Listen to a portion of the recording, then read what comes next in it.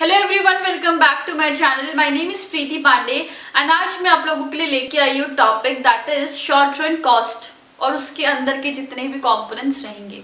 तो short run cost से पहले समझना होगा शॉर्ट रन प्रोडक्शन क्या होता है।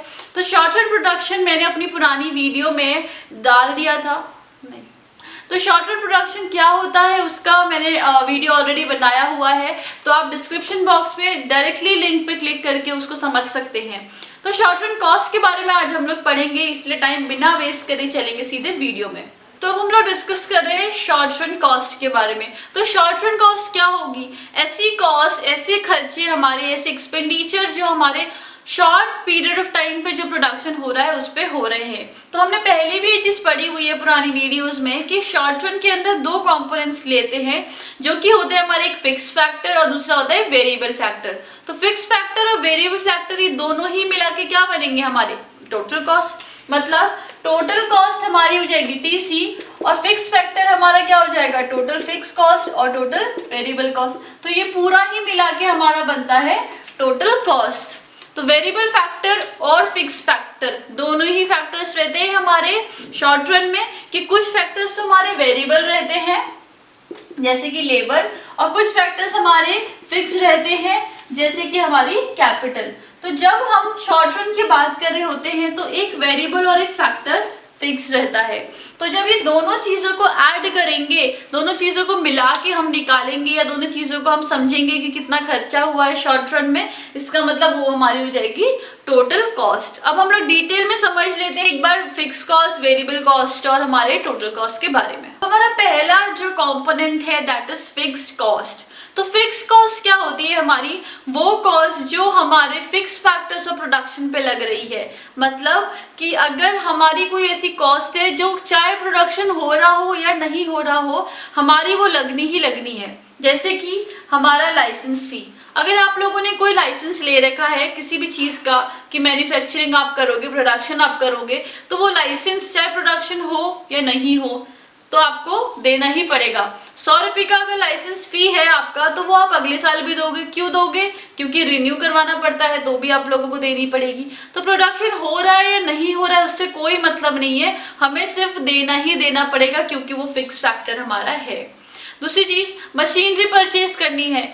अगर आप लोगों को कोई भी प्रोडक्शन नहीं हो रहा है, जीरो आपका आउटपुट है, फिर भी प्रोडक्शन में जो मशीनरी यूज होगी वो तो पहले ही ले आओगे, तो उस पर जो आपके खर्चे होंगे, थोड़े बहुत एक्सपेंसेस, थोड़ा बहुत आप उसमें खर्चे करोगे, जैसे कि आप रिपेयर करवाओगे और वो सारी चीज सर्विसिंग करवाओगे, तो वहां पर भी आपके खर्चे होंगे ही होंगे, तो वो भी हमारा फिक्स कॉस्ट में आ जाएगा। अब इसको देख लेते हैं एक बार एक शेड्यूल के थ्रू और एक ग्राफ के थ्रू कि फिक्स कॉस्ट का बनने कैसे वाला है। अभी हमारा फिक्स कॉस्ट के कर्व के बारे में, तो आप खुद सोचो कि हमारा यहाँ पर यूनिट्स ऑफ आउटपुट दिया और हमारे फिक्स कॉस्ट दिए है। तो मैंने आपको क्या बोला था, चाहे आपका प्रोडक्शन हो या ना हो, फिक्स कॉस्ट तो उतनी ही लगनी है। इसीलिए जीरो आउटपुट था तो भी मेरी 10 रुपए की कॉस्ट लग ही रही थी, 1 आउटपुट हुआ तो भी 10 रुपए लग रही है, 2 पे भी 10 रुपए लग रही है, 3 पे, 4 पे, 5 पे, 6 पे। तो आउटपुट मेरा बढ़ रहा है लेकिन मेरे फिक्स्ड कॉस्ट में कोई भी चेंजेस नहीं आए, ठीक है, बिल्कुल सेम ही है। तो उसी का हमारे यहाँ ग्राफ बन जाएगा कि एक्स एक्सिस पे मैंने ले लिया आउटपुट और वाई एक्सिस पे मैंने ले लिया हमारी फिक्स्ड कॉस्ट को। तो जब मेरा जीरो आउटपुट था, मान लो ये था, तो मेरी फिक्स कॉस्ट इतनी थी। फिर मान लो 1 हुआ तो मेरी फिक्स कॉस्ट कितनी हो गई? इतनी ही रही। फिर 2 हुआ तो मेरी फिक्स कॉस्ट इतनी ही रही, 3 पे भी इतनी रही, 4 पे भी उतनी रही। तो जैसे जैसे अगर मैं देख रही हूँ मेरा आउटपुट बढ़ रहा है, फिर भी फिक्स कॉस्ट बिल्कुल सेम है। इसीलिए जब मैं इसी को लाइन को यहाँ पर स्ट्रेट लाइन इसको ज्वाइन कर दूंगी इन डॉट्स को, तो मेरा बन जाएगा TFC, टोटल फिक्स्ड कॉस्ट। तो टोटल फिक्स कॉस्ट मेरी पैरेलल टू क्या होती है? एक्स एक्सिस होती है। तो शॉर्ट रन प्रोडक्शन के टाइम पर या फिर ऐसे कोई भी वेरिएबल फैक्टर्स पे अगर मेरा खर्चा हो रहा है, उसी को बोलते हैं वेरिएबल कॉस्ट। इसका मतलब जैसे जैसे आउटपुट बढ़ेगा वैसे वैसे हमारा वेरिएबल कॉस्ट भी बढ़ता जाएगा। तो यहाँ पर देखो, जीरो आउटपुट पे हमारा वेरिएबल कॉस्ट कुछ नहीं है, सिर्फ फिक्स कॉस्ट रहता है।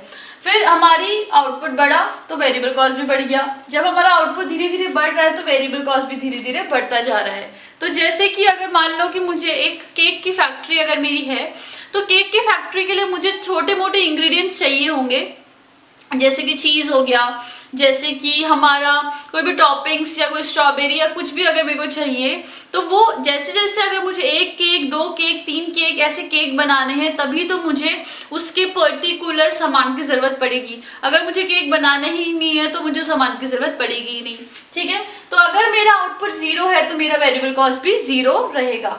तो यहाँ एक्स एक्सिस में मैंने आउटपुट ले लिया है और मैंने यहाँ पर ले लिया है वेरिएबल कॉस्ट।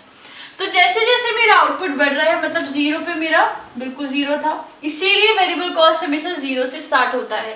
तो जब मेरा आउटपुट 1 हुआ तो मेरे वेरिएबल कॉस्ट कम समथिंग 10 हो गया, फिर 2 हुआ तो 18 हो गया, फिर 3 हुआ तो 24 हो गया, फिर 28 हो गया। तो जैसे जैसे मेरा ये आउटपुट बढ़ता जा रहा है वैसे वैसे मेरा वेरिएबल कॉस्ट भी बढ़ता जा रहा है। तो ये है मेरा टीवीसी का कर्व। अब है हमारा total variable cost, total fix cost. इन दोनों को जब समझ लिया है तो इन दोनों को मिलके क्या बनता है, टोटल कॉस्ट, मतलब टोटल फिक्स कॉस्ट और टोटल वेरिएबल कॉस्ट। जब इन दोनों को ऐड करती हूँ तो मेरा क्या बन जाता है, टोटल कॉस्ट। तो जब फिक्स कॉस्ट और वेरिएबल कॉस्ट दोनों ही मैंने सीख लिया तो मैं टोटल कॉस्ट निकाल सकती हूँ। तो टोटल कॉस्ट कुछ नहीं होगा, इनका एडिशन ही होगा।